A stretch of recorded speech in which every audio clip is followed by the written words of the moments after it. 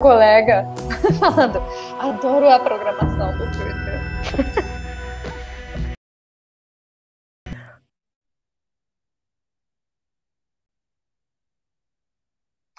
Boa noite, bem-vindos a todos. Essa é a nossa primeira edição de uma série de eventos que vamos oferecer nesse canal, necessitado pelo confinamento que estamos vivendo todos, e estamos em casa, mas não queremos nos isolar, como a Almerinda, a diretora da nossa biblioteca, escreveu esses dias no seu newsletter. Estamos em casa e estamos cientes que ficar em casa não é lugar seguro para todos nós. É bastante pertinente de falar sobre racismo hoje, dias depois que mais uma criança negra morreu na guerra contra as drogas, uma criança que brincava no quintal da sua casa, ficando em casa como todos nós deveríamos fazer. Também foi ontem que passavam 3 meses depois do atentado de Hanau, quando um homem alemão matou 11 pessoas, na maioria migrantes. O racismo ele tem muitas fases e no final do dia ele mata. E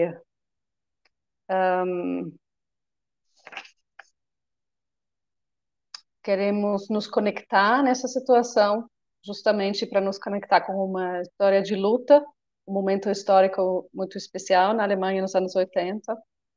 E vamos fazer isso através da Maya Ain, uma poeta, ativista e autora que teria celebrado seu aniversário de 60 anos esse mês de maio, em 2020. Meu nome é Astrid Kussa. Eu quero usar esse momento como coordenadora da programação cultural do Goethe-Institut no Rio para agradecer algumas pessoas que apoiavam esse evento, meu colega Sérgio, nosso diretor Robin, toda a equipe, a Renata da comunicação, a Sina da biblioteca, e eu quero agradecer a Cleidia Esteves, que eu vou apresentar daqui a pouco, que vai fazer a moderação hoje desse evento. Antes de apresentar ela, eu quero só acrescentar alguns detalhes técnicos. Eu convido todos os participantes desse evento de contribuir com perguntas aqui no chat. A gente vai depois incluir essas perguntas no bate-papo. Então, por favor, aproveitem dessa possibilidade. E também quero convidar vocês de seguir o nosso canal. E vamos ter, isso é o primeiro de uma série de eventos que vamos fazer aqui nesse canal. E para não perder essas oportunidades, por favor, pode apertar esse sininho que tem lá ao lado daquele botão de seguir. Agora eu quero apresentar a Cleidia Esteves, que é historiadora e geógrafa. Ela tem uma longa carreira de professora e pesquisadora, entre outros na área de planejamento urbano. Mas alguns anos atrás ela resolveu de estudar alemão, língua e literatura e cultura alemão, e ela tem um foco nas literaturas afro-alemães e nas literaturas das migrações, das diásporas, e foi nesse contexto que a gente encontrou ela, e foi ela que me apresentou o trabalho da Jess Oliveira, que é a tradutora da obra da Maya Ain aqui no Brasil, que possibilitou todo esse trabalho e esse encontro que a gente está mostrando para vocês hoje. Cleidia, você quer começar a moderação da noite de hoje? Por favor. Obrigada. Obrigada por estar com a gente. Obrigada, Astrid. Eu agradeço ao Goethe-Institut Rio pelo convite. É um prazer para mim estar fazendo essa moderação, participando desse debate. Eu acho que ele vai ser muito interessante. Nós temos convidadas pessoas com um percurso intelectual e profissional muito criativo, mulheres, nas quais eu incluo você também, em que eu denomino como artivistas, mulheres que souberam unir arte, política, para que suas obras e sua leitura de mundo tivessem a potência necessária para inquietar aqueles que estão vendo, participando, lendo desses trabalhos tão interessantes. Queria aproveitar também para dizer que nós estamos vivendo num momento no Brasil em que a arte, mais do que nunca, é necessária, ela faz parte da vida de cada um, de todos como sociedade, e é importante a gente mostrar a sua importância e tentar contribuir para que ela fique cada vez mais rica, inclusive fazendo essa relação tão importante com a cultura alemã. Então, dito isso, eu vou fazer a apresentação das nossas convidadas, começando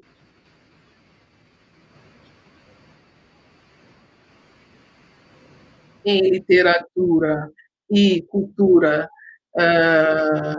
pela Universidade Federal da Bahia, é tradutora, traduziu o livro da Grada Quilombo para o português, Memórias da Plantação, legendou 2 documentários importantes, inclusive, que ela vai comentar mais tarde para nós aqui, um sobre os anos que morou em Berlim, de Audre Lorde, e o outro sobre a vida e obra da Maya Angelou. Jazz é também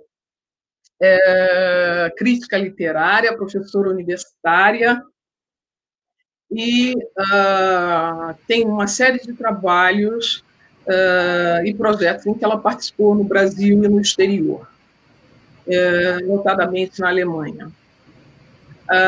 Tatiana Henrique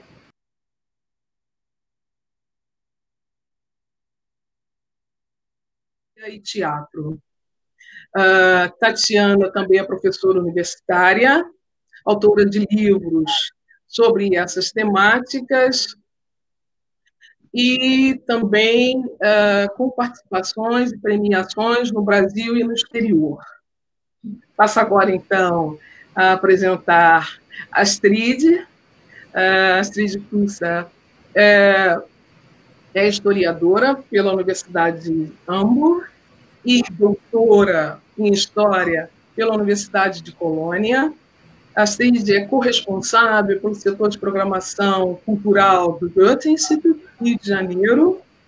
A Astrid é também autora, publicou um livro oriundo da sua tese de doutorado sobre a relação, entre outros, porque é uma temática bastante interessante, entre corpo e dança, o trânsito atlântico, o trânsito cultural no Atlântico Negro.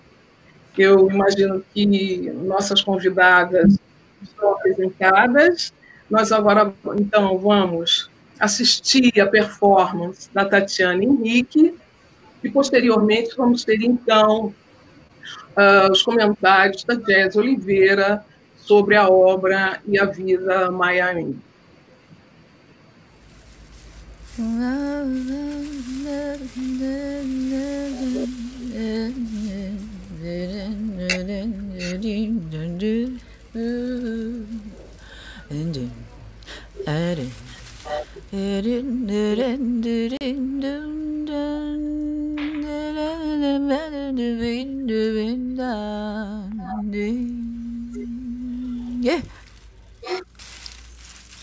Depois de primeiro terem me denegrido, eles então mangaram de mim, para finalmente quererem me esclarecer que é completamente inadequado ser nega, tifra.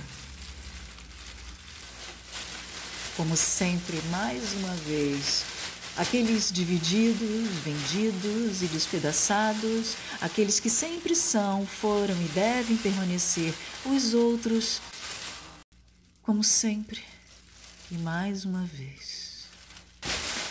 Os reais outros se autodeclaram os únicos verdadeiros, como sempre, e mais uma vez. Os reais outros nos declaram guerra. É um blues em preto e branco. 1/3 do mundo pisoteia os outros 2/3. Eles festejam em branco, nós de luto negro. É um blues em preto e branco. É um blues. A Alemanha reunificada volta a se autocelebrar em 1990, sem imigrantes, pessoas refugiadas, judias e negras. Ela celebra em círculo íntimo, celebra em branco, mas este é um blues em preto e branco. É um blues. A Alemanha unida, a Europa unida, os Estados Unidos celebram em 1992 500 anos de Colombo, 500 anos de expulsão, escravidão e etnocídio nas Américas, na Ásia, na África. Mas já sabemos. Já sabemos. 1/3 da humanidade celebra em branco. 2/3 da humanidade não vai à festa.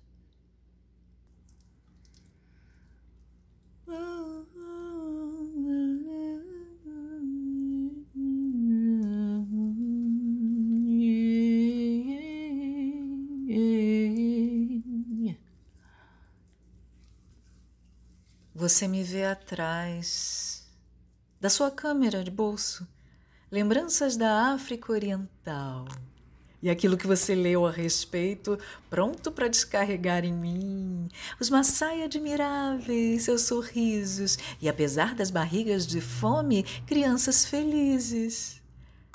As últimas férias você passou lá e quer me ver dançar para que as imagens voltem a ser palpáveis. Olho para você, para longe, para o passado, para frente e para trás, busco um motivo para te chamar de irmã. São flores, nanã, são flores nanã, buruquê. São flores, nanã, são flores de seu filho Baluaiê. Me falta a palavra para o que eu quero dizer, a intuição para o que eu gostaria de sentir, a sensibilidade para o que eu deveria perceber, confusão. O essencial, encontra-se atrás do individual, entre as linhas embaixo dos panos. O óbvio não salta à vista, sucumbe, separa-se em minuciosidades, meias verdades, pechinchas, covardes. Falta. Talvez eu enlouqueça a qualquer hora. Quem sabe agora? Perdida, persigo diante de grafias, pontos de referência. As grafias são grades, os pontos são começos. Em cada disparate rebenta uma ilusão. A jaula tem uma porta. Enquanto isso, prefiro estar excluída. Prefiro não estar incluída. Encher a boca com todas as palavras, tanto faz de onde elas vêm, e deixá-las cair por toda parte, doa a quem doer. Sister, you've been on my mind. Oh, sister, we're two of a kind. So, sister, I'm keeping my eyes on you. I bet you think I don't know nothing but singing the blues. Oh, sister, have got no news for you. I'm something. I hope you think that you're something too. Dizer adeus a uma que já partiu para sempre. Momentos de lembrança e lacunas da memória permanecem vivas, vivazes, como um legado. Eu penso e digo a minha verdade pessoal. Audre Lorde viveu uma vida saudável, resistente, negra, lésbica, em uma sociedade doente, em um planeta moribundo. Ela morreu com 58 anos. Uma morte comum. Diagnóstico: câncer. Sua influência avança viva em suas obras. Nossas visões carregam vivências de suas palavras, lembranças. Em 1984, mulheres negras alemãs cunharam com Audre Lorde o termo afro-alemã, já que tínhamos muitas denominações que não eram nossas, já que não conhecíamos nome pelo qual gostaríamos de nos chamar. O racismo permanece, cara pálida de uma doença que nos devora secreta e publicamente. Hoje, choramos a morte de uma grande poeta negra, de uma irmã amiga e companheira de luta. Sua influência avança viva em suas obras, nossas visões carregam vivências de suas palavras. Eu te vejo no jardim, de pé, movimentando-se em sonho. Eu queria saber para onde você sonha e se eu posso ir junto por um pedacinho. Os sons que você fala, não entendemos, só você. Eu queria saber com quem você fala e com quem não. E o que ainda há além de você e com você, em você. Você sorriu para mim uma vez, lembra? E segurou minha mão, marrom como a sua. Você chegou um pouco mais perto. Eu queria saber se você desejou ficar. Temarei em ser africana, mesmo que me queiram alemã. E farei questão de ser alemã, mesmo que minha negritude não lhes agrade. Darei um passo mais à frente, até a periferia mais longínqua, onde estão minhas irmãs, onde estão meus irmãos, onde nossa liberdade começa. Vou avançar. Mais um passo à frente e mais um passo à frente e regressar quando eu quiser, se eu quiser, sem fronteiras e audaciosa, permanecer.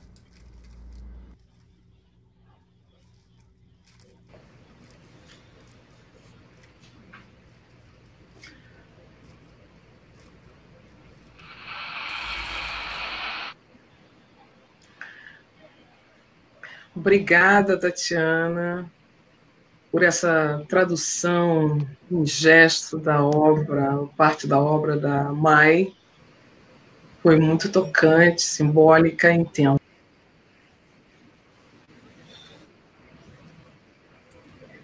Uou. É difícil falar agora, depois do vídeo, performance da Tatiana. Me emocionou muito.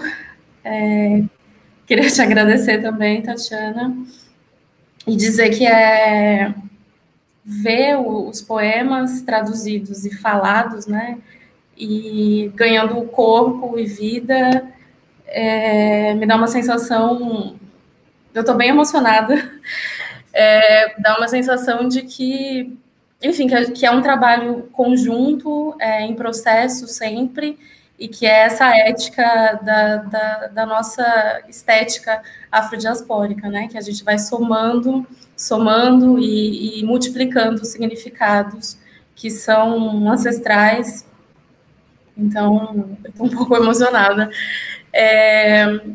Então, pensando nisso, né, pensando no trajeto, eu penso muito no trajeto da minha pesquisa de mestrado, que foi a tradução desses poemas, né, de alguns outros que a Tatiana acabou de traduzir em performance, em voz, em corpo, em presença, né, e pensar nessa trajetória desde quando eu comecei a fazer a pesquisa em 2016, que eu comecei muito só, falando muito sozinha, né? Quando eu falava, eu quero estudar autoras, poetas afro-alemãs, as pessoas levavam um susto, né?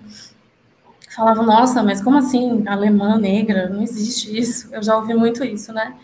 Então, ver essa reverberação na obra que a Tatiana acabou de mostrar para a gente é bastante significativo, né? Para todas nós de diáspora, poetas, mulheres negras. Eu vou falar um pouco, então, da vida da Mai, um pouco de como eu cheguei aos poemas, de como eu conheci a obra dela e como foi o processo também tradutório. A Mai Ain nasceu em 1960, em Hamburgo, Alemanha, e morreu em 1996, em Berlim. Eu vou começar pelo TCC dela, vou falar um pouco da trajetória dela intelectual, que informa muito sobre a vida dela também, né? Não vou me focar muito, porque também não tenho muito tempo nos detalhes da vida, né? Mas vou falar da obra. A Mai Ain defendeu no começo dos anos 80 um TCC, se a gente for traduzir, né? Um trabalho de conclusão de curso sobre afro-alemães, né? História, e o nome o título do trabalho dela é Afro-Alemães, a história cultural e social sobre o pano de fundo da mudança social. Esse TCC dela, infelizmente, foi reprovado pelo professor.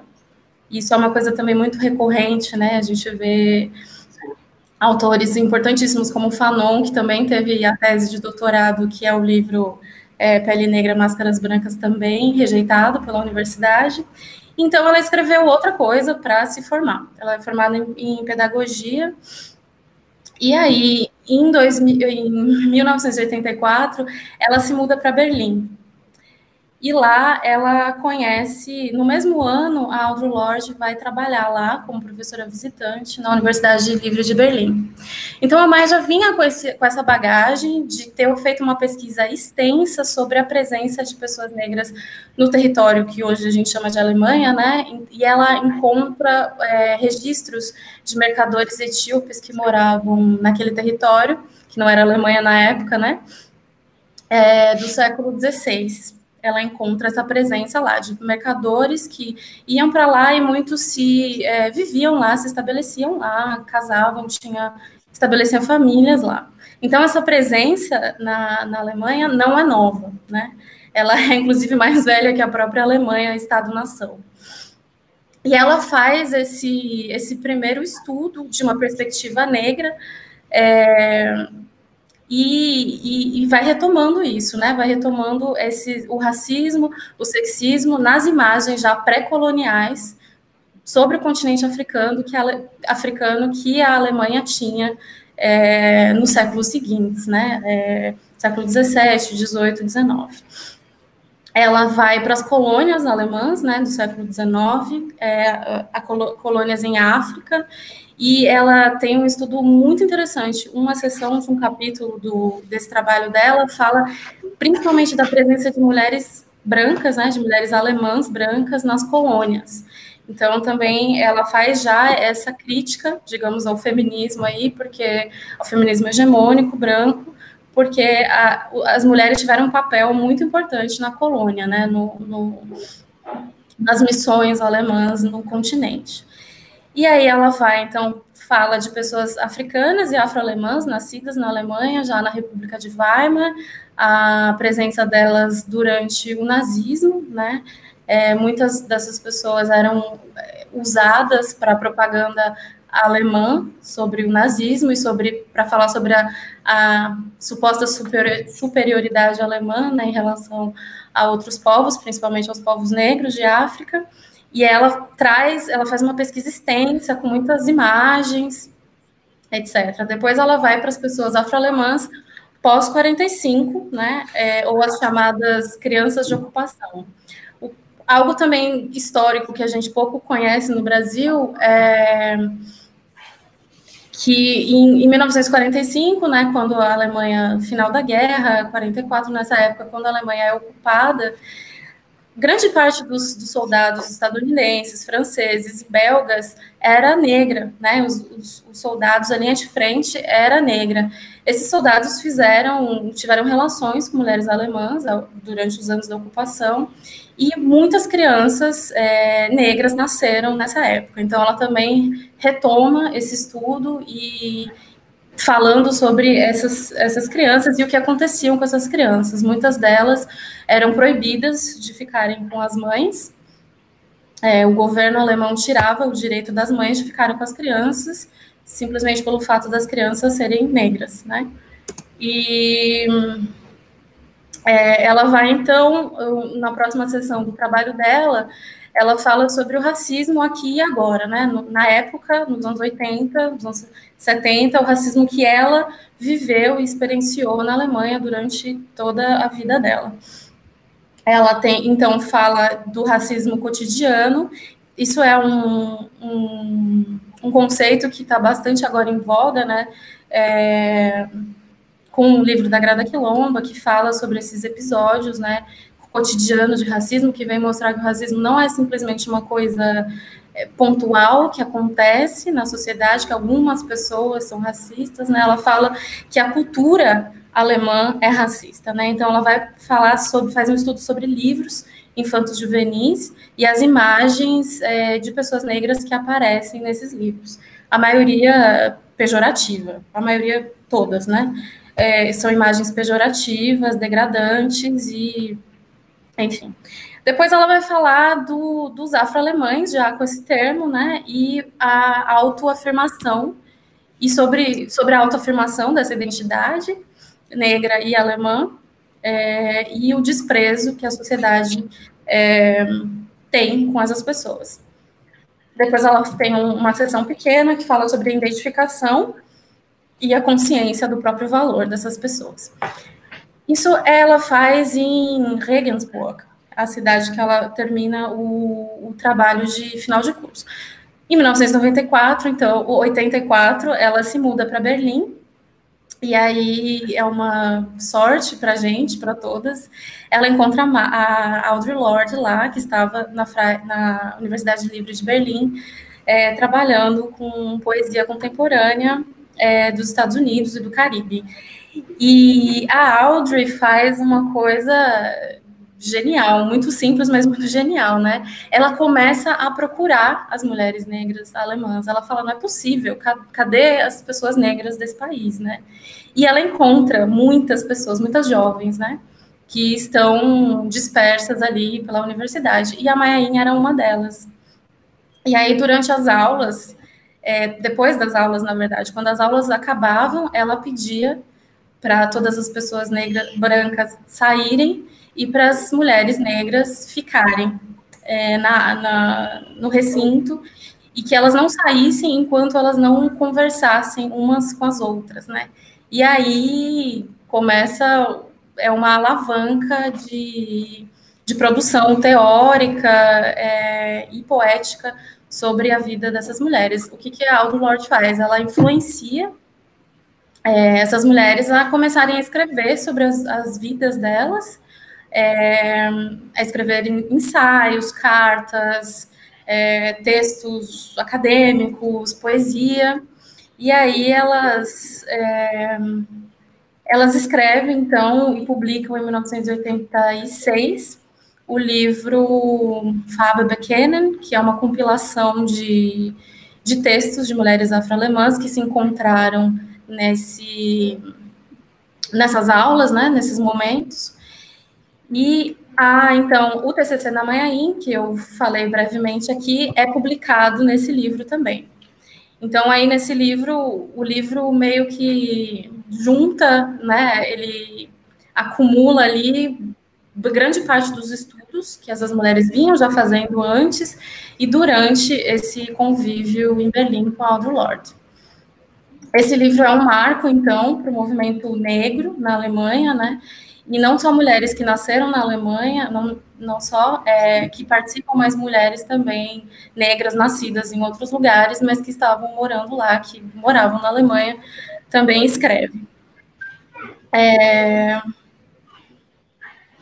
Então, isso foi em 1986. E aí, então, também em 86, elas fundam uma associação de pessoas negras na Alemanha, e essa associação está ativa até hoje.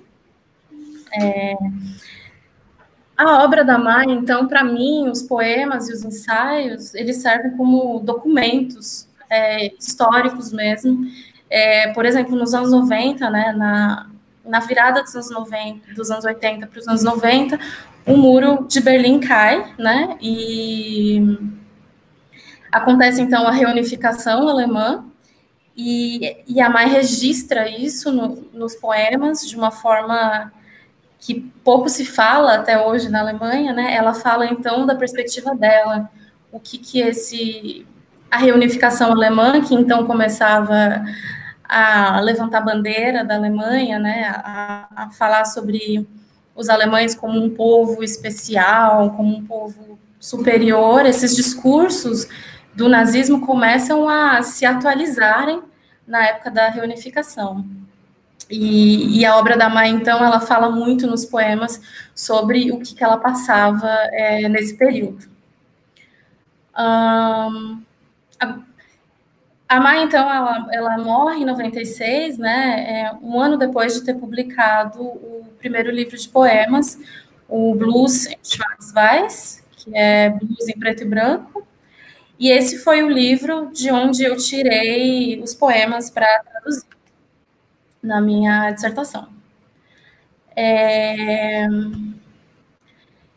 E aí eu quero falar um pouco como eu cheguei no trabalho dela, e que não foi... Bom, eu estava na Alemanha estudando em 2011, 2012, estava estudando filologia alemã,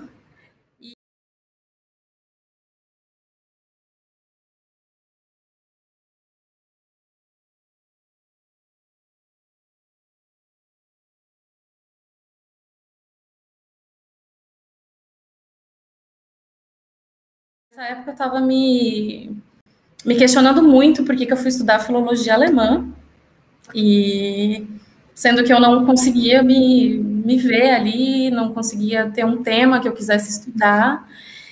E aí, durante as minhas durante a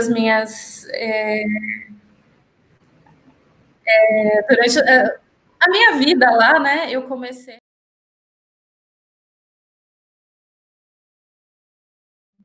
a associação irmã da Associação de Estudo de Pessoas Negras na Alemanha, e conheci, então, a obra da Mai. Não foi pela universidade, foi no movimento mesmo, de mulheres negras na Alemanha, e o trabalho dela, os poemas dela, traduziam muito a minha experiência, o que eu estava vivendo ali, e que eu não tinha, às vezes, palavras para dizer o que estava acontecendo, né? Algumas coisas eram muito novas para mim, eu tinha 20 anos e estava lidando com coisas muito pesadas, como racismo alemão, né? E aí eu me identifiquei muito no trabalho dela, e poesia, eu sempre gostei muito de poesia, e comprei o livro, e aí, quando eu comprei esse livro, o Blues em Schwarz-Weiß, a primeira coisa que eu vi foi o símbolo Adinkra, o Sankofa, e eu falei, nossa, esse coração aí eu conheço, que eu já tinha visto em alguns lugares, né? E aí tinham outros símbolos, né? E aí, anos depois só, eu fui entender o que eram aqueles símbolos, né? Então, a obra dela tem tem muitas pistas, né, afrodiaspóricas que a gente pode se reconhecer, né?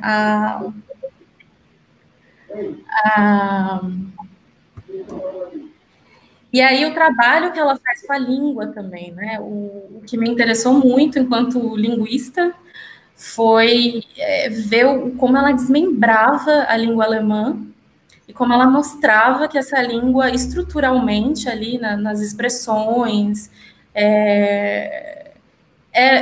reproduzia o racismo de uma maneira muito contundente, assim como no português, né? Tem expressões muito racistas que vêm do período colonial, são usadas até hoje.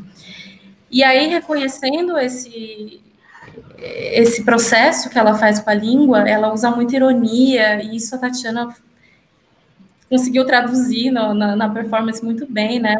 O discurso branco que diz, que te elogia, que, enfim, o discurso que fala para você dançar toda hora, que espera que você, enquanto mulher negra, dance o tempo todo para os olhos alemães, né?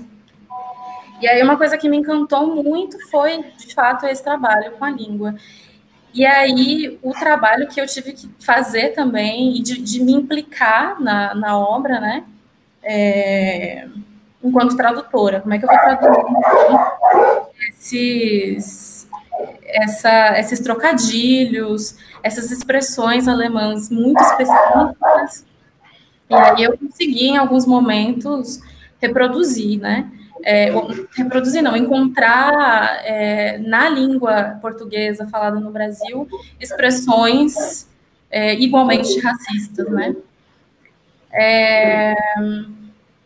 E aí também sempre as pessoas me perguntam por que os poemas, né? Eu acho que os poemas condensam, eles dão a oportunidade de fazer essa elaboração de uma linguagem poética específica, né, que abarca as experiências cotidianas e subjetivas desse eu lírico afro-alemão e da minha subjetividade também, digamos, negra brasileira.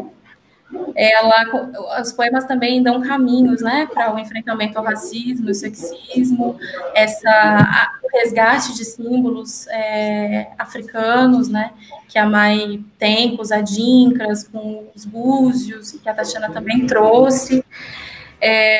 Eles também proporcionam análises de contextos sociopolíticos, então eu pude falar na dissertação de todo o contexto político alemão, desde o século XIX, do colonialismo e do racismo na linguagem, e eu pude também elaborar as poesias, né, reescrever as poesias, e eu pude me ver enquanto poeta também, né, e aí eu trago muito o Glissant na minha pesquisa com o conceito de poética da relação. Ele diz, para mim, eu uso como um conceito-chave para abordar a obra da Mai, mas também eu uso como uma metáfora do processo tradutório no Atlântico Negro, porque essa relação que a gente consegue se reconhecer enquanto sujeitas negras no mundo, o Glissant fala que a poética da relação, ela cria coisas novas, né? E aí eu vejo os poemas em português e as performances da Tatiana Henrique, a Michelle Mathiuzzi também faz uma performance com os poemas, a Natasha Félix, que é uma poeta também de São Paulo, tem trabalhado com essas traduções e tem dado muito sentido assim, para a minha pesquisa, e eu fico muito feliz. Eu vou parar por aqui para a gente ter um tempinho de conversar. Ok. Ok. Muito interessante o que você colocou, Jazz. Eu saí tão emocionada da apresentação da Tatiana que esqueci, mas você muito sacou e entrou falando da tua dissertação. Eu fiquei ali meio que emocionada ainda na apresentação da Tatiana, mas que bom que você fez essa importante referência do seu trabalho na dissertação de mestrado. Bom, então nós vamos agora abrir para o debate, e lembrando as pessoas que estão nos assistindo que elas podem enviar perguntas e a gente vai introduzindo conforme a gente conseguir fazê-lo, não é? Eu vou, então, iniciar fazendo uma pergunta para as nossas convidadas, que eu acho muito pertinente, porque também é algo que eu gostaria de saber, e daí delas terem feito trabalhos a partir da obra da Mai. Qual foi a influência e o impacto da obra e da pessoa da Mai Ain no trabalho de vocês? A Jazz já falou um pouco, não é? Mas gostaria de ouvir um pouco mais de detalhes sobre isso. A Tatiana, que soube traduzir belamente em gestos a potência da poesia da Mai, e a Astrid, como ela vê a poesia da Mai, como ela sente a sua beleza, especialmente também por ser alemã. Eu acho que tem talvez um quê de especial. Poderia começar pela Tatiana.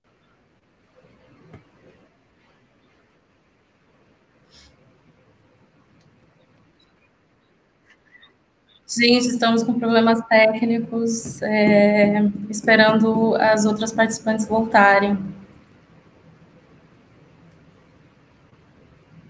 Mandem perguntas, se vocês puderem, quiserem.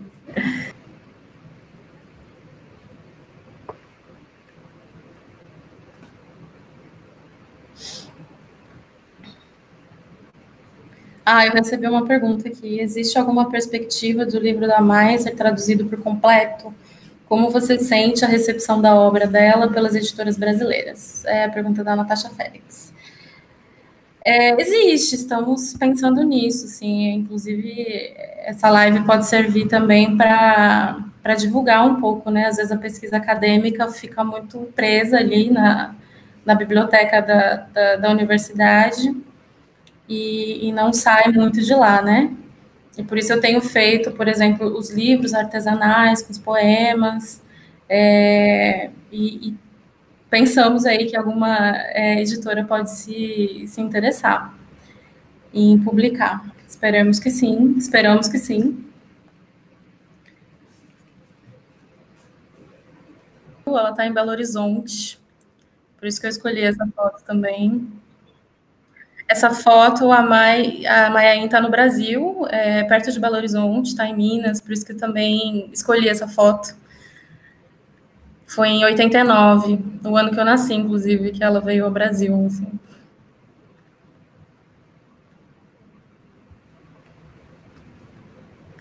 Chegou mais uma pergunta, Juliana. Jess, você acredita, como falou a Grada Quilomba, que a morte da Mai Ain foi provocada pelo racismo alemão?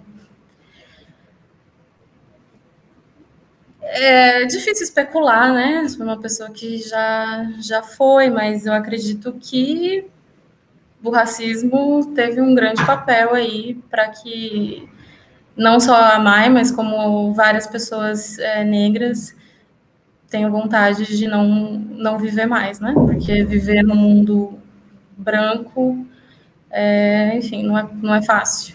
Então, eu acho que sim, né? Do Ilho, meu amigo, perguntou qual foi. Deixa eu ver se acho que tem outras. Sérgio Alisson, você faria algum paralelo da vida da Mai com alguma artista brasileira?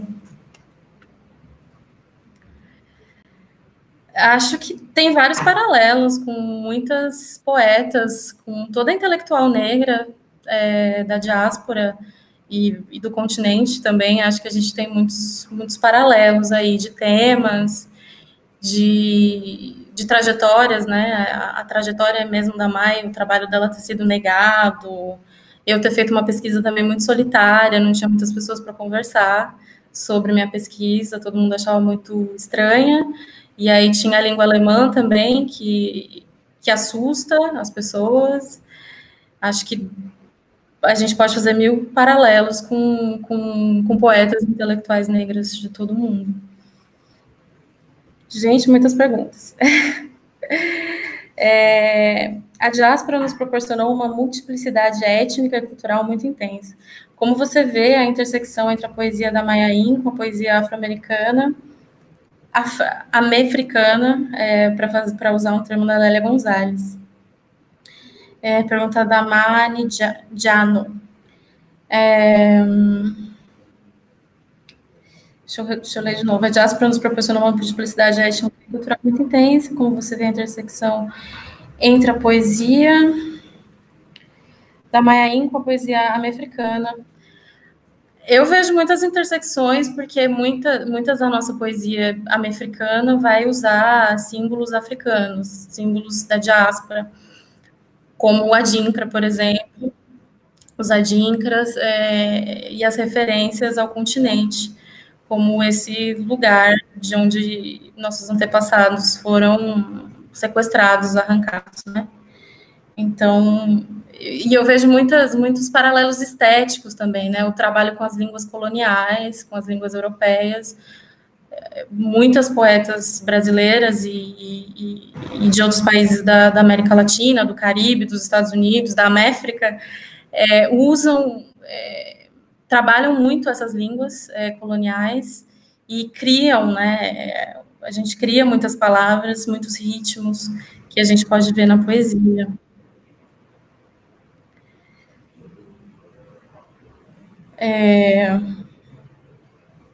Do Ilho, meu amigo, agora. Qual foi a principal motivação para estudar mais profundamente a Maya Angelou? Acho que foi minha trajetória universitária mesmo, assim, dela ter feito muito sentido, da obra dela ter feito muito sentido para mim, enquanto eu morava na Alemanha e estudava filologia alemã.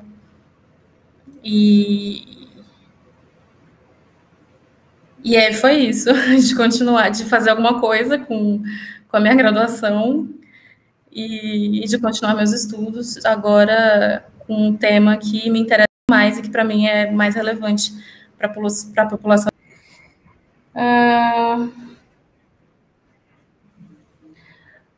Ok. Manijano, da América Latina. Mas eu já peguei a Méfrica. Mas entendi. Outra pergunta, Vini Aleixo. Como eu, no caso, vejo a recepção de artistas negros poetas na Alemanha durante o período da sua pesquisa? Hoje em dia, assim, a Maya, na época, nos anos 80 e 90, a Maya Angelou não era única, né? Ela foi uma que eu escolhi para o meu trabalho de mestrado, que precisava de um recorte. Então, eu achei que seria muito ousado eu falar de várias poetas, então eu dei enfoque na obra dela. Hoje em dia, as poetas e os poetas afro-alemães têm participado muito de slams, saraus, assim como a gente no Brasil também tem feito essa movimentação. Então, eu acho que ainda essas obras não estão na universidade, no Brasil, pelo menos quando eu estudava não, agora talvez alguém fale um pouco. E na Alemanha também, quando eu estudei lá, ninguém falava dessa produção enquanto literatura alemã.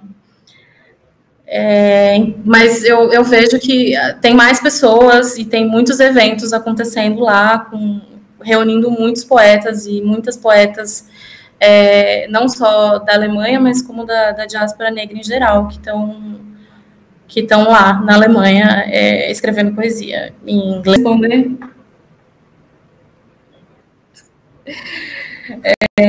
Sim, perguntou, Jess, depois de todas as suas descobertas e experiências, o que você queria dizer para uma pessoa negra brasileira indo para...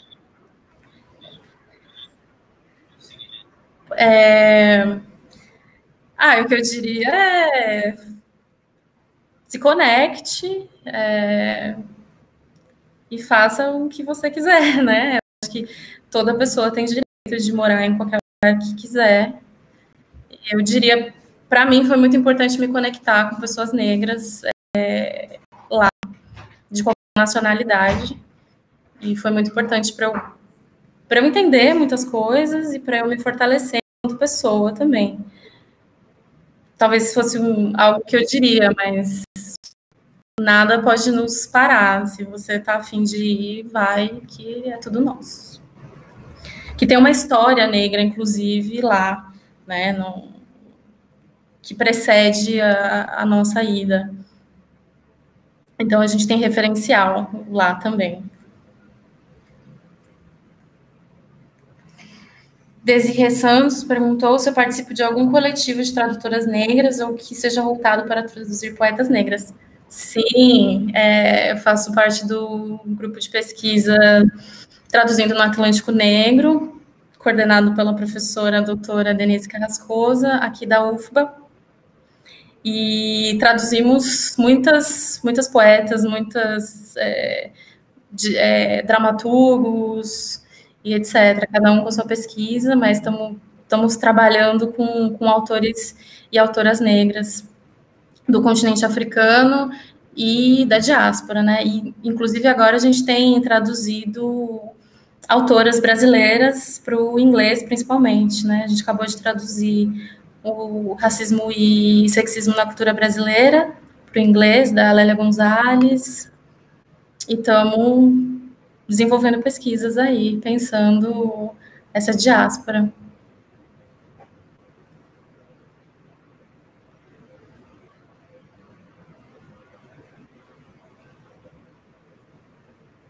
É isso, por enquanto, de perguntas. Obrigada pelas perguntas.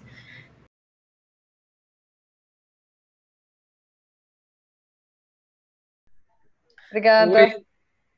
Obrigada, Pedro. Tivemos um problema, não é isso? Mas estamos retornando. A Jess respondeu a muitas perguntas, não é? Perguntas muito interessantes. Acho que agora a gente pode dialogar um pouco. Estamos aguardando a Tatiana, não é? Eu acho que, já que a Jess respondeu várias perguntas, poderíamos passar a palavra para você, Astrid. Você nos falar um pouco sobre o processo da tua relação com a obra da Mai e como isso impactou na sua percepção, enfim, da cultura alemã e não só, mas enfim, nos dizer um pouco aí do seu sentimento a respeito que nós vimos aqui discutindo. Obrigada, Cleidia.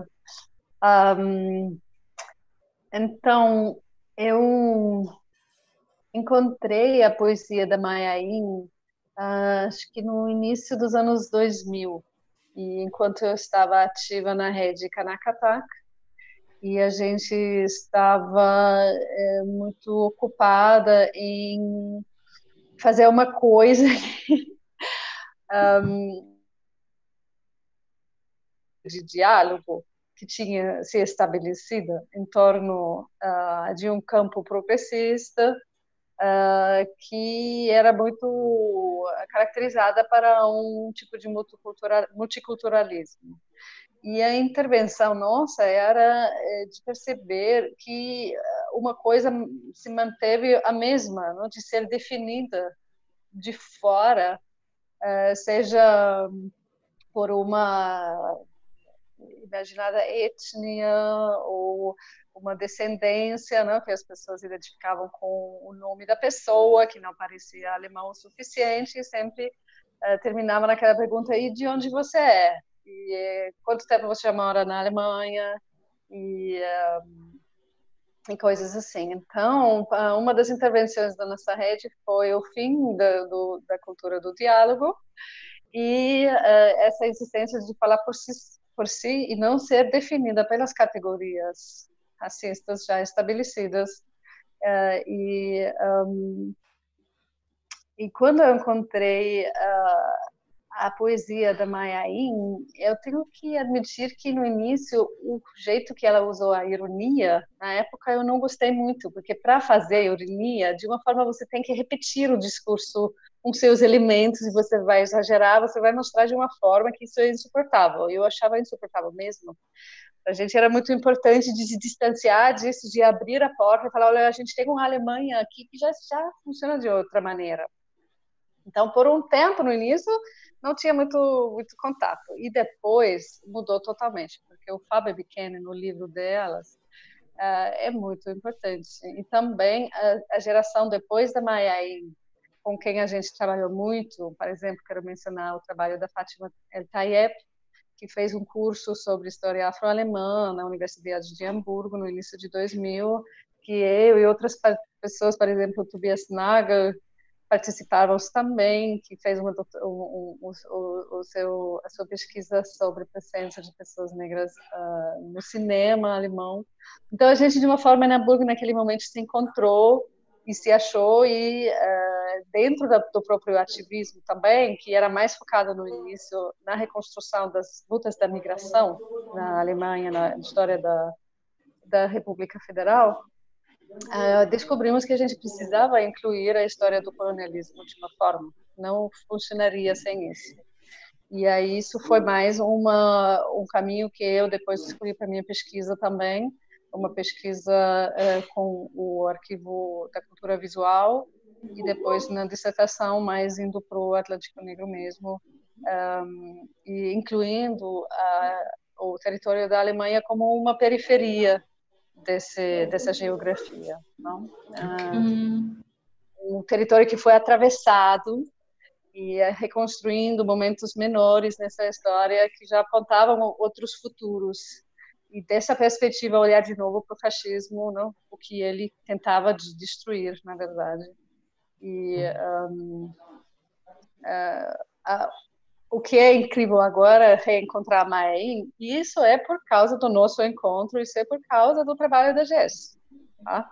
Realmente um encontro é que eu estou de uma forma muito diferentemente afetada pela sua sensibilidade e com a sua capacidade naquela época de se colocar também num lugar de sofrimento.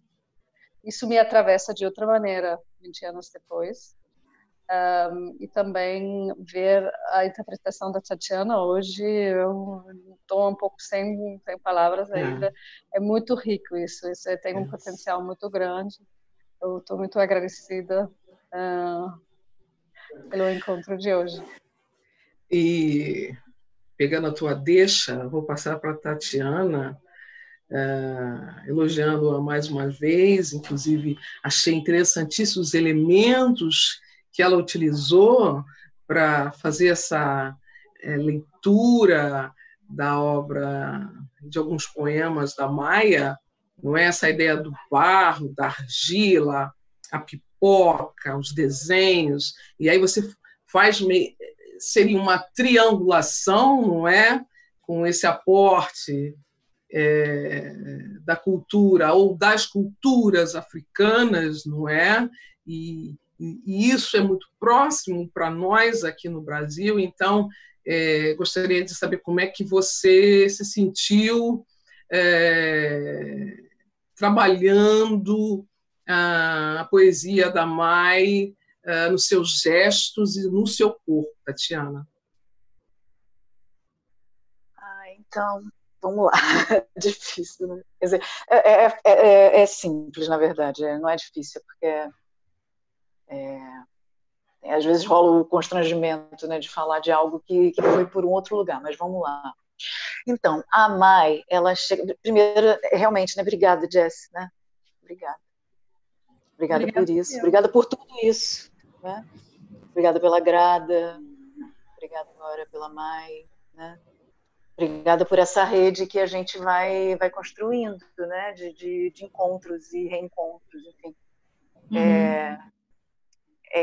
Como fala o mestre Inácio, se eu não me engano, início, meio e início, né? Então a gente está sempre se retornando a nós mesmas através dos nossos fazeres, né? Enfim.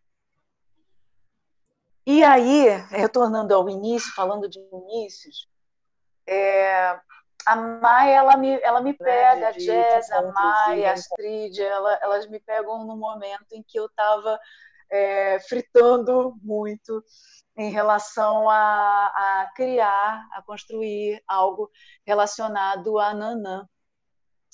Eu trabalho com performance ritual, é a minha grande pegada no teatro, seja uma personagem ocidental, de literatura europeia, né, ou branca brasileira. Eu parto desse lugar para a criação, para me estimular, para me iluminar enquanto atuadora, né? E eu estou há 2 anos, eu estou desde 2018 pensando, querendo, necessitando fazer algo em relação a Nanã. E isso se potencializou muito quando, na morte de uma das minhas tias, eu tinha acabado de fazer um trabalho sobre... Eu tenho 3 tias. Eu tinha acabado de fazer um trabalho sobre elas, que se chama Vera Crucis, e que fala sobre luta antimanicomial, mulheres negras, enfim, contextos de ditadura. E logo após isso, a minha tia Rosa, ela morreu, faleceu de câncer, né? E câncer que começou no ventre, no útero, né? E então isso me instigou a pensar isso, né? A pensar esse lugar do início, esse lugar da centralidade da nossa experiência de renascer, de início, meio início, de voltar e de estar, e de vidas e vidas, né? De repensar. Até é interessante a gente pensar isso nesse momento, né? Que a gente fala muito de morte, de morte, de morte. Como é que através dessas outras perspectivas, essas outras filosofias, ou melhor, chamadas outras filosofias, mas que não são outras, são as nossas, como é que a gente repensa algumas ideias que a gente não sabe lidar muito bem a partir de conceitos ocidentais, né? A gente não sabe lidar com a morte, por exemplo. A gente não entende que Nanã, por exemplo, ela é mãe tanto do renascer, que é Euá, quanto de Iku, que é a vida. Então ela gesta a vida e o renascer, né? Então são outras maneiras de pensar, né, sobre a nossa existência, sobre as nossas várias vidas. E aí a Mai me encontra nesse lugar. Outra coisa muito muito gostosa também desse encontro, dessa potência, que foi esse encontro com a Mai, é pensar também na potência da nossa desterritorialização, sabe? Nessa questão da diáspora, dessa questão de ser arrancado do seu lugar, de ser vestido com trapos, com lixo, com sacos de lixo, tentar ser um igual, tentar se igualar à branquitude, e o tempo todo dizerem que não. Cada vez que você chega mais perto, que você tenta chegar mais perto, vem o dedo que diz não, você não é, vem a voz que diz não, cale-se, você está, enfim, não é isso, você não é isso, você não chegará, né? E a Nanã, dentro dessa perspectiva, é uma das ideias ancestrais que mais me aproxima desse lugar, porque ela é essa figura, ela com o filho dela, o Baluaê, com o Xumaré, com o Euá, com o Ipu, essa família Jeje, que é deslocada para dentro da família iorubana, é aceita, enfim, ela é recolocada, reposicionada dentro dessa cosmologia, né? Então, Nanã, e eu sou apaixonada por Nanã, então eu falo muito, mas eu estou falando de Mai também. Nanã vai ser deslocada do seu lugar de deusa ancestral, de grande deusa, do mesmo lugar de Olodumare, por exemplo, né? E vai ser recolocada no lugar de mãe, de mais velha e tal, mas nunca é recolocada, reposicionada no seu lugar, né? Então, ela é desterritorializada em relação ao lugar onde ela nasce, onde sua mitologia nasce, e no seu lugar de direito, no seu lugar de deidade, no seu lugar de centralidade, no seu lugar de poder, né? E quando eu me penso e encontro com a Mai, e encontro com Lélia, encontro com Carolina Maria de Jesus, encontro com outras, Audrey também, né, com várias artistas pretas diaspóricas, eu retomo, eu me penso, eu nos penso nesse lugar de aonde a gente retoma o nosso poder, qual é a nossa pele, onde é que a gente se fortalece conjuntamente, aonde a gente se recria, de onde, como apagar os registros de morte, da morte indigna ocidental, e em que lugar a gente se reencontra com a dignidade da morte Iku, da morte Nanã, da morte ventre, da morte de renascimento, né, de recolocação no mundo. Então, a Mai, a poesia da Mai, então, ela, quando eu a ouço, ela me retoma nesse lugar. E por que ela me retoma nesse lugar? Porque a Astrid, ela me emprestou um livro que falava sobre várias autoras, poetisas afro-alemãs, enfim, todas elas ali discorrendo sobre a sua experiência, né? E a Mai, num dado momento, ela fala algo em relação ao Brasil, né? De como ela olhava o Brasil e nós, mulheres negras mestiças, vivendo aqui, como ela olhava todo esse encontro, todo esse deslocamento como uma possibilidade de existir. Então, como é que ela se encontrava com esse racismo alemão, né? E ela se incomodava com esse lugar, com essa doença do racismo alemão, com essa doença que eles incluem, com esse câncer, com esse incômodo no corpo, né? E como é que ela olhava o Brasil, nós aqui, como algo possível. Olha, eu existo, existe a possibilidade de eu existir, existe a possibilidade de eu estar no presente, existe a possibilidade de eu continuar, e esse lugar é um lugar possível. E isso me impactou tanto, porque a gente aqui, se encontra às vezes em lugares tão difíceis e dolorosos da nossa existência enquanto pessoas de famílias interraciais, pessoas que têm algum tipo de vantagem, não temos privilégio, mas algum tipo de vantagem por conta da nossa aproximação com relação às pessoas brancas, mas o não está dito logo ali na página 5, né, de um livro de 100 páginas. Né? Então, eu fiquei encantada realmente com a esperança da Mai em existir, em simplesmente estar, né? Em ter vida, a possibilidade de ter vida aqui. Né? Então é isso, acho que o vídeo, eu acho que ele é isso, ele é esse incômodo, essa tentativa de reencontros, de refundar, de nos refundar no mundo e entender esse trânsito entre dor e dádiva, a dor de ser negra mestiça, e a dor e a dádiva, o presente de ser também, e de estar aqui.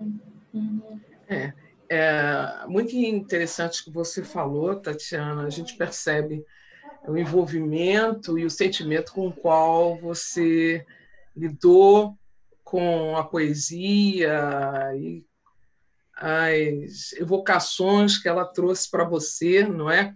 E se vocês me permitem só falar um pouquinho, ouvindo vocês se colocando, não é? E aí a geógrafa que há em mim falou mais forte, que vocês estão usando uma conceituação muito geográfica, a questão do pertencimento, do territorial, do espacial, da ideia de lugar ou do não lugar, não é? E isso vocês estavam falando e eu evocando aqui uma série de memórias e lembranças, não é?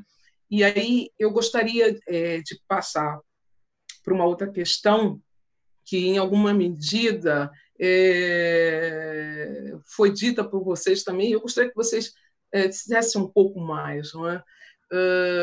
Quando você fala na ideia de ser uma mulher mestiça, e aí eu me lembro até que nos estudos da Mai, ela vai ver que ela vai estudar a palavra mulata e ela chega a significação em português, não é? E a Mai, ela tem a mãe alemã, o pai, se não me engano, ganês, não é? Uhum. De Gana, não é? Então, ela vive o que alguns denominam essa dupla consciência. Há também, na literatura norte-americana, a ideia de passing, né? Não sei se eu estou falando corretamente o termo aqui em inglês, ou seja, esse lugar que é um entre-lugar, um não-lugar, é um lugar de inquietação, de incômodo, ou não é? Ou não. Nesse caso, para nós no Brasil, e a situação tanto ou nos Estados Unidos ou na Alemanha são bastante distintas, não é? Porque aqui nós somos efetivamente a maioria, não é? E a situação na Alemanha e nos Estados Unidos é um pouco distante. Eu gostaria, então, que vocês abordassem um pouco essa situação de você ter duas referências, não é, com as quais você deve lidar, e aí lidar com esse outro, elaborar esse outro em situações de racismo, de preconceito e de hegemonia de uma cultura sobre a outra. Talvez você possa começar, Jess. Assim, eu não vejo exatamente esse outro como um problema, né? É um problema para o racista, para o racismo, né? Mas não para nós, porque é quem somos, né? Eu não posso me entender como um problema. Nós somos feitas problemas, né? O racismo faz isso com a gente, o olhar branco, o olhar eurocêntrico, o olhar cisgênero, hétero, faz com que a gente viva essa experiência de outridade. Mas, trazendo o Glissant de novo e a poética da relação, eu me vejo como... não só eu, mas como a diáspora, né, eu vejo como resultado dessa relação, que cria um novo, que cria algo com toda a possibilidade de existência, e um novo a partir do nada também, né? A partir da despossessão, a partir de toda essa história traumática que a gente tem enquanto povos negros nas Américas e na Europa também. Então, eu vejo como esse novo do mundo, né? Como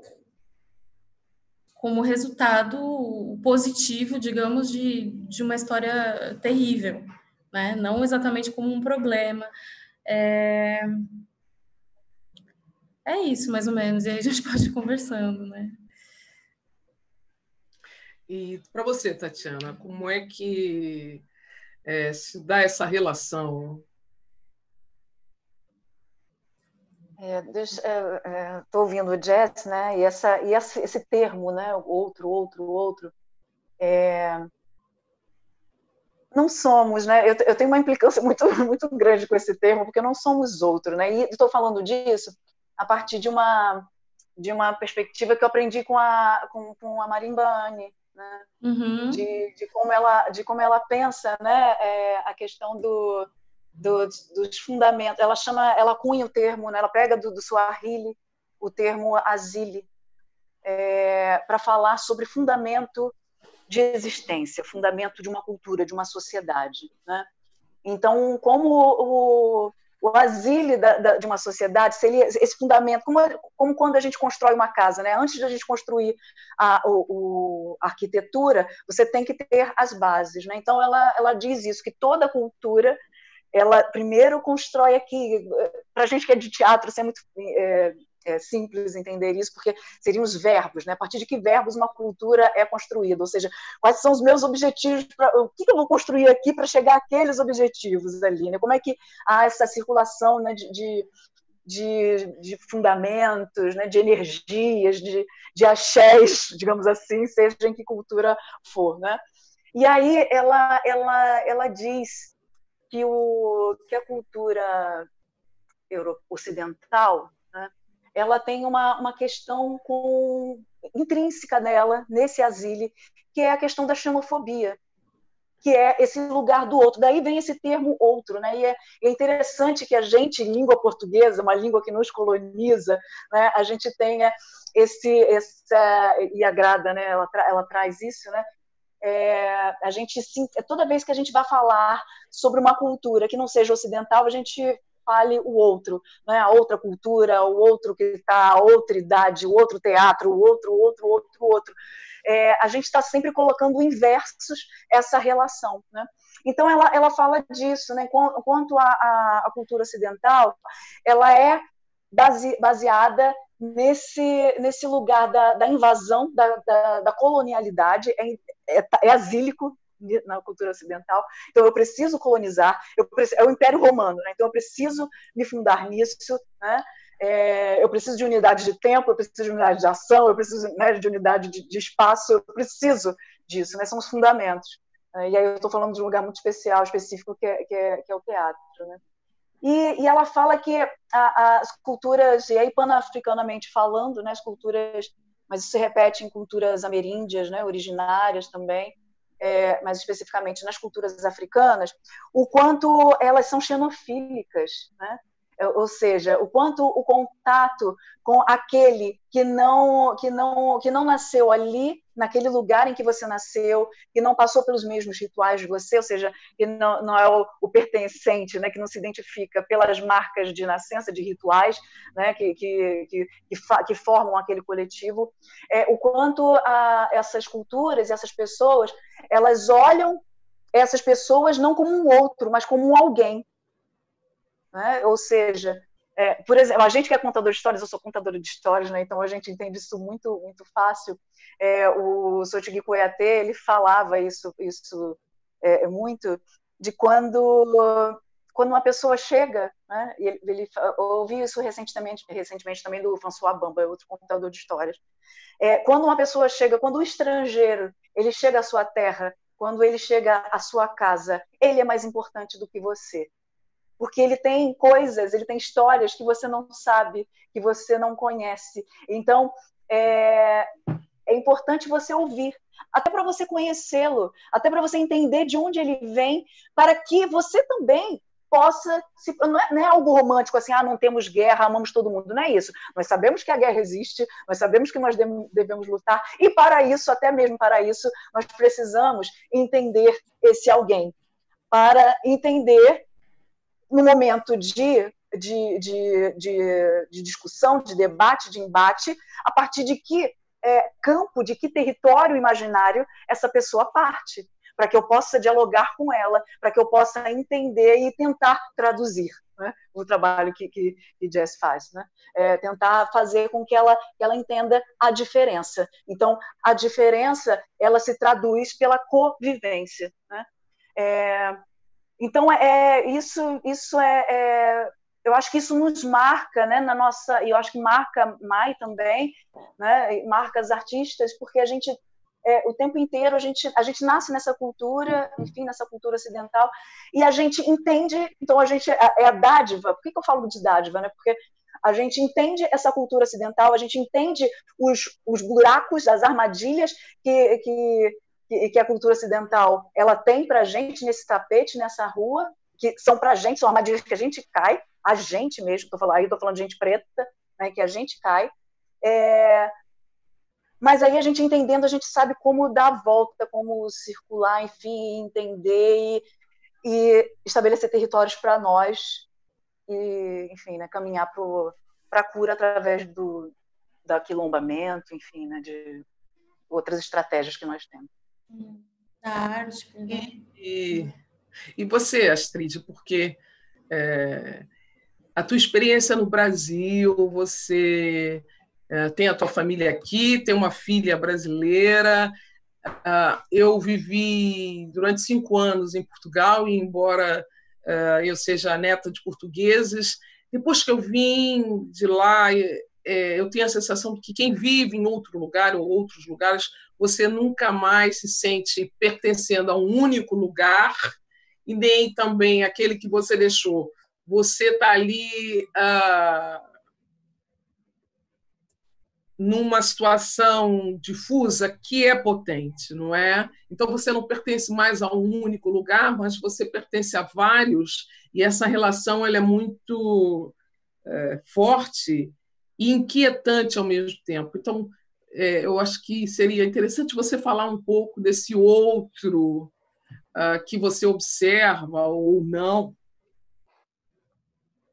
Sim, obrigada. A minha contribuição seria justamente dessa perspectiva e experiência do deslocamento, da migração e do fato que esses territórios que a gente está falando foram influenciados por eventos muito, geograficamente falando, muito longe, por muito tempo já, sem as pessoas necessariamente se encontrando, falando a mesma língua. A história europeia, ela é uma narrativa violenta e muito bem estabelecida, mas é uma narrativa que ela se criou de si, não? Que ela se criou de si e foi pelo mundo, e assim, ela foi atravessado fortemente pelo fato da globalização, vamos encurtar isso assim, não? Pelo encontro com territórios longes e distintos. E a narrativa eurocêntrica, ela é justamente sempre ao cortar isso, ou embraquecer isso, ou excluir isso, e criar essas narrativas, não? De a gente fez isso, a gente fez aquilo, de universalização também. E aí o trabalho da historiadora que me interessou é justamente de voltar e reconstruir esses momentos de como a história da escravidão, por exemplo, influenciou a Europa de uma forma não planejada, não controlável, não desejada, e do ponto de vista do colonizador ou do ponto de vista sim, do colonizador. E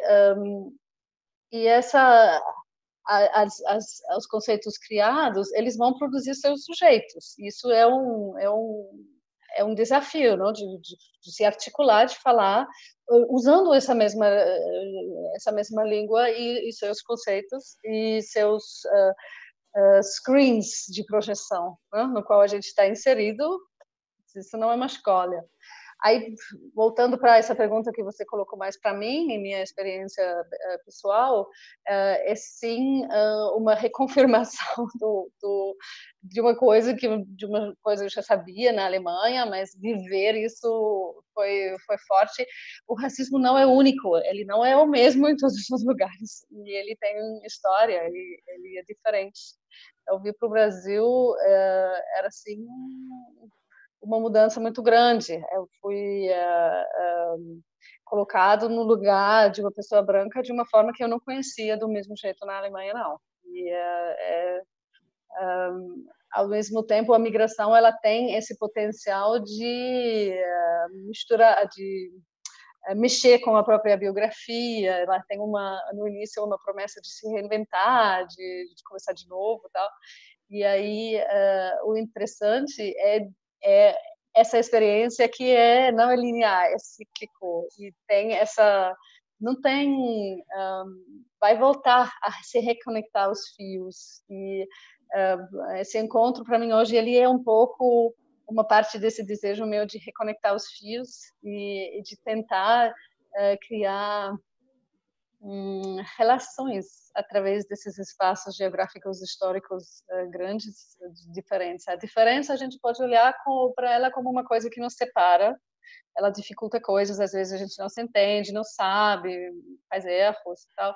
A diferença ela também tem um grande potencial. O jeito que olhou para o Brasil, de permitir esse espelho também dentro das discussões aqui, que são muitas vezes muito focadas em si mesmo, que é um território muito grande, muito complexo, deixar esse entrar e como os outros estão vendo o Brasil e o que vai acontecer de uma forma nem intencionada, e a arte lá tem esse grande potencial, claro, de se deixar atravessar. E não acontece nessas constelações que a gente está descrevendo, vivendo, eles precisam um esforço específico para deixar isso acontecer. Ele não vai acontecer dentro do mercado, ele não vai acontecer naturalmente.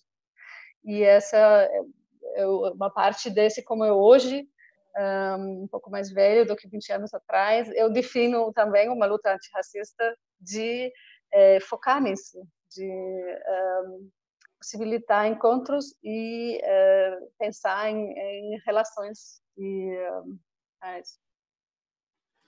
Bom, eu não sei como é que a gente está com o tempo, porque tivemos alguns problemas aí.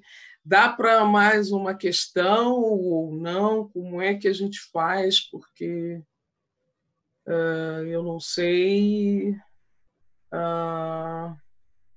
Olha, estou olhando aqui que a gente não tem mais perguntas do público, se eu seguir bem o feed.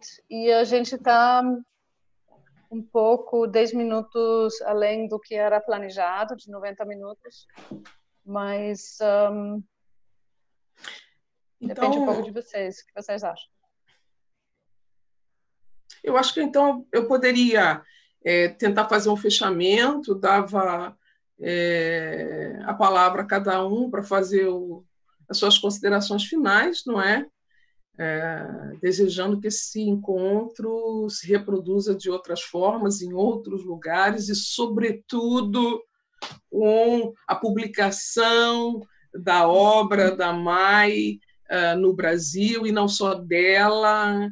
É um esforço muito grande para que autores afro-alemães sejam publicados, traduzidos no Brasil, para que a gente possa fazer esse diálogo, ampliá-lo e fazer essa relação mais duradoura, mais intensa.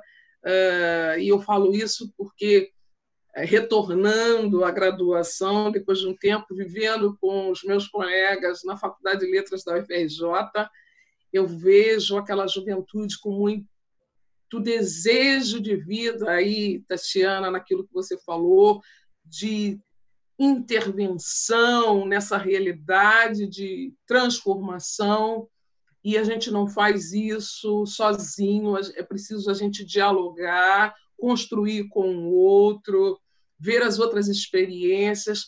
O essencialismo ele é muito redutor na interpretação da vida e na construção dela, então é importante que a gente faça circular não só essas obras no Brasil, mas também que os autores brasileiros possam ser também traduzidos e lidos na Alemanha. E, com isso, eu passo, então, a palavra a vocês, para vocês fazerem as considerações finais, e já digo da minha imensa satisfação de ter podido estar aqui com vocês de uma forma tão interessante, tão prazerosa, e que nos ensinou bastante. Eu acho que a gente pode começar, então, com a Jazz, com a Tatiana, e você, então, faz esse fechamento para a gente. Então, ok, Astrid?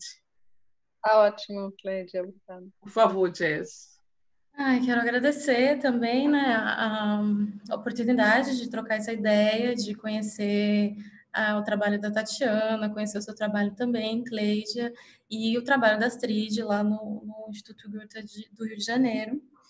E queria fazer um comentário também de algumas coisas que surgiram na fala da Tatiana, da Astrid, sua, Cleidia, sobre a coisa da diferença, né? E da tradução, da gente não apagar as diferenças na tradução, né?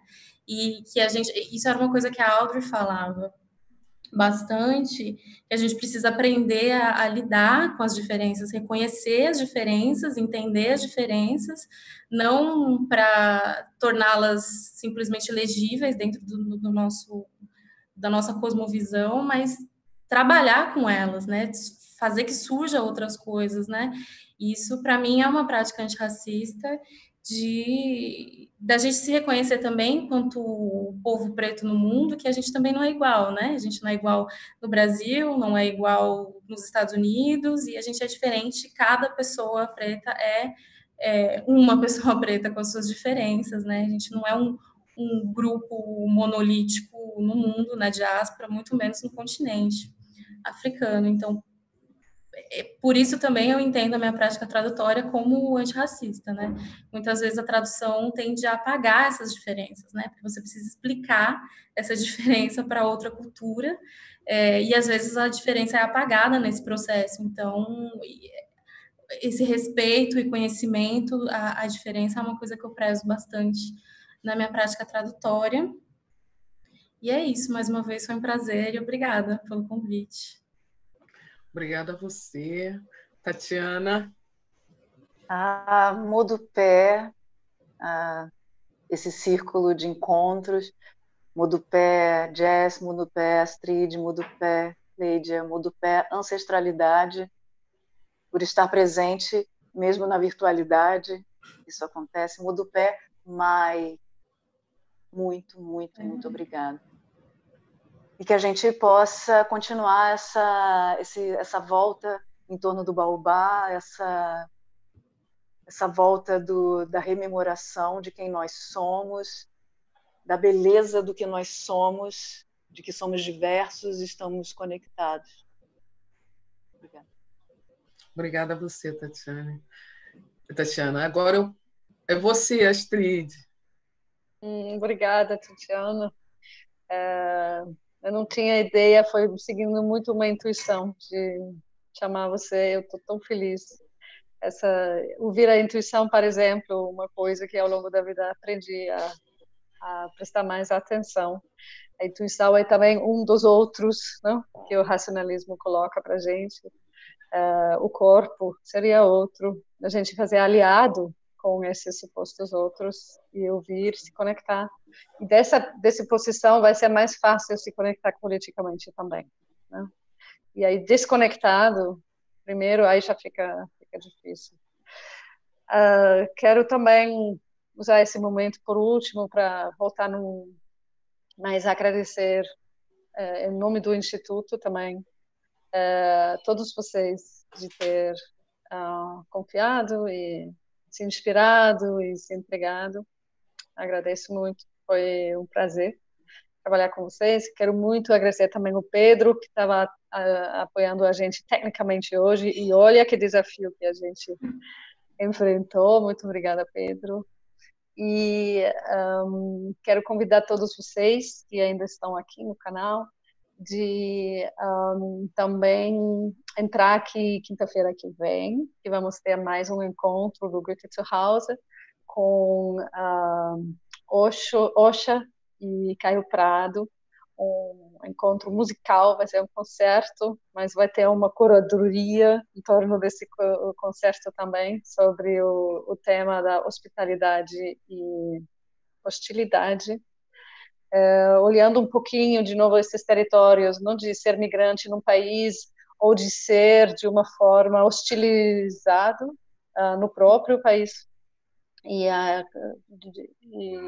de dar espaço para esse lugar do suposto não pertencimento, não? Que quero convidar vocês para nos encontrar de novo aqui nesse canal. Vai ser o meu colega Sérgio que fez a curadoria desse evento, e espero muito ver vocês de novo, todos. Muito obrigada. Obrigada. Obrigada a vocês todos, a quem ficou conosco aí, mandaram as perguntas. Esperamos novos frutos, novos encontros. Tá ótimo.